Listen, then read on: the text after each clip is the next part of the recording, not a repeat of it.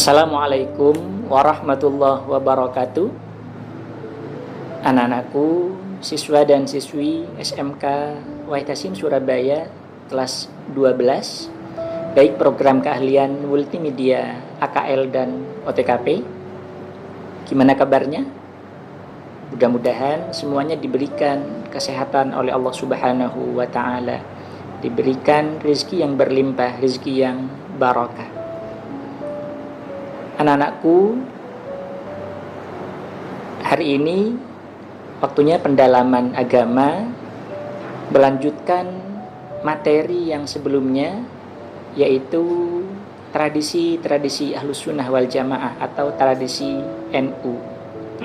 Mereview sedikit yang Pak Ubay sampaikan di minggu sebelumnya, bahwasanya ada banyak tradisi yang kemudian dilaksanakan di negara kita, Indonesia. Di antaranya yaitu tahlilan ketika ada orang yang meninggal dunia. Dan itu dalilnya diambil dari Al-Quran, dari hadis. Lalu kemudian tradisi yang dilestarikan di Indonesia yaitu seperti selamatan 7 hari kematian.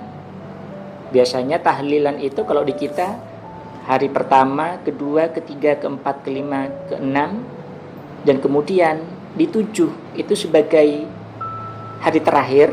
Biasanya akan lebih banyak orang-orang tetangga kita yang tahlilan, mendoakan orang yang sudah meninggal dunia.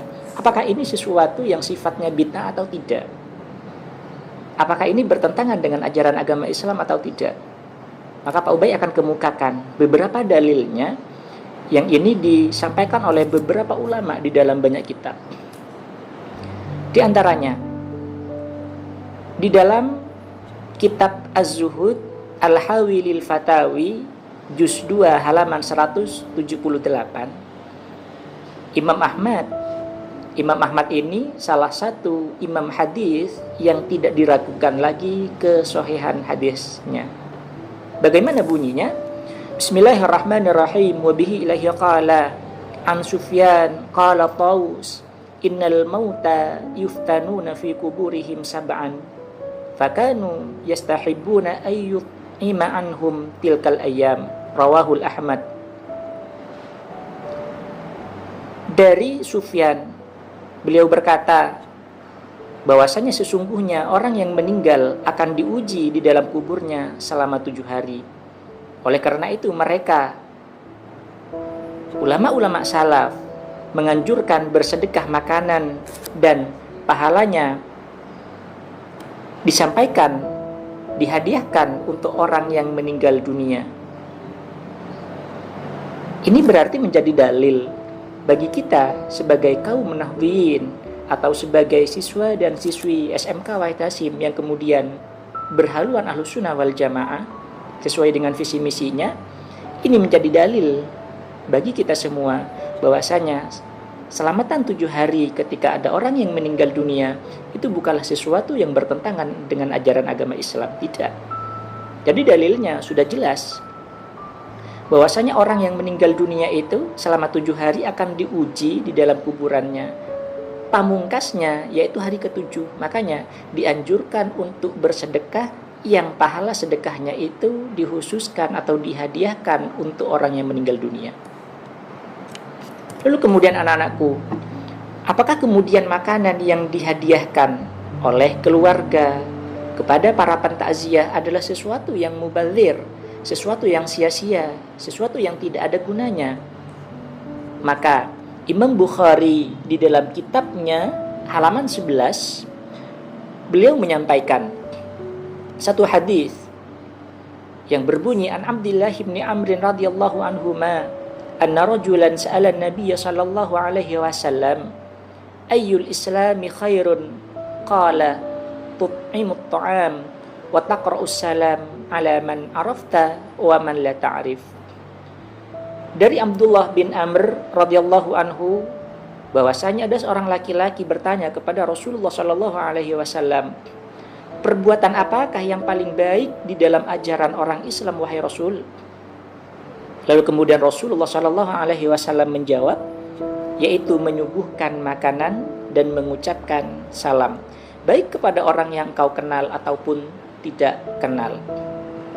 Orang yang bertakziah itu mendatangi rumah duka, belum tentu semuanya kenal. Biasanya mereka mengucapkan salam, lalu karena mereka sudah datang ke rumah keluarga yang ada di rumah itu lalu kemudian memberikan makanan, itu bukanlah sesuatu yang bertentangan dengan ajaran agama Islam. Ini ada dalilnya. Bahkan Rasul mengatakan khairun, itu sesuatu yang baik. Apalagi diawali dengan salam, biasanya para pentakziah, tahlil. Oleh karena itu, memberikan makanan kepada para pentakziah adalah sesuatu yang baik, seperti apa yang disampaikan oleh Rasulullah SAW. Lalu kemudian anak-anakku, Sayyidina Umar radhiyallahu anhu pernah memerintahkan agar supaya menyuguhkan makanan kepada para pentakziah. Ini Sayyidina Umar. Sayyidina Umar itu adalah salah satu khalifah dari salah satu khalifah yang 4. Apakah ada dalilnya? Ada. Sebutkan di kitab Al-Hafidh, Ibnu Hajar menyatakan, wa anil Ahnaf bin Qaisin qala hina tu'ina Umar amara Suhaiban ay yusalliya bin nas salasan wa amara bi ay yaj'ala lin nasi ta'aman. Artinya, ketika Sayyidina Umar radhiyallahu anhu menjelang wafat, karena beliau ditikam dengan pisau oleh Abu Lu'lu'ah al-Majusi, lalu kemudian beliau menugaskan Suhaib untuk melaksanakan sholat dengan orang banyak 3 kali, dan kemudian Sayyidina Umar memerintahkan agar menyuguhkan makanan kepada mereka. Jadi para sahabat yang kemudian menjenguk Sayyidina Umar ketika ditusuk oleh Abu Lu'lu'ah, Sayyidina Umar mengatakan, ayo suguhkan makanan kepada para pentakziah yang telah menjenguk saya di sini. Itu sekelas Sayyidina Umar. Artinya, tidaklah sia-sia sesuatu yang dihidangkan, diberikan kepada para pentakziah itu. Lalu kemudian anakku, di antara tradisi NU atau tradisi Ahlussunnah wal Jamaah yang ada di Indonesia, biasanya ketika mau sedekah, baik itu malam Jumat, menjelang hari raya, ataupun event-event yang lain, momen-momen yang lain, biasanya membakar dupa. Ada banyak yang bertanya, apakah kemudian membakar dupa itu tidak ada artinya apa-apa, atau bahkan itu kolaborasi dengan jin? Maka dijawab oleh Rasulullah SAW di dalam hadis yang diriwayatkan oleh Imam Ahmad. Qala Rasulullah SAW, idza ajmartumul mayyita fa ajmiruhu salasan. Apabila engkau mengukup mayit, ulangilah 3 kali. Mengukup itu artinya membakar dupa, lalu kemudian dupanya diletak di sampingnya agar supaya wewangiannya itu sampai kepada si mayat. Kalau misalnya mayit sudah dikafani, di sampingnya dibakarin dupa, itu ada dalilnya, bukan sesuatu yang kemudian melanggar ajaran agama Islam. Bisa dilihat di kitab Sahih Ahmad, ada juga di dalam kitab Kashful Astar halaman 385 juz 1.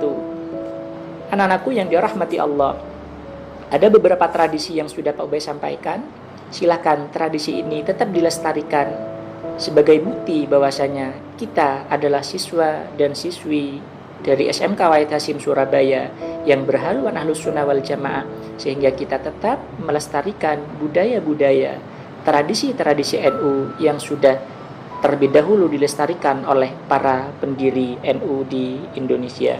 Mungkin ini saja yang bisa Pak Ubay sampaikan. Mudah-mudahan bisa memberikan manfaat dan barakah untuk kita semua. Pak Ubay akhiri, wabillahi taufiq wal hidayah. Assalamualaikum warahmatullahi wabarakatuh.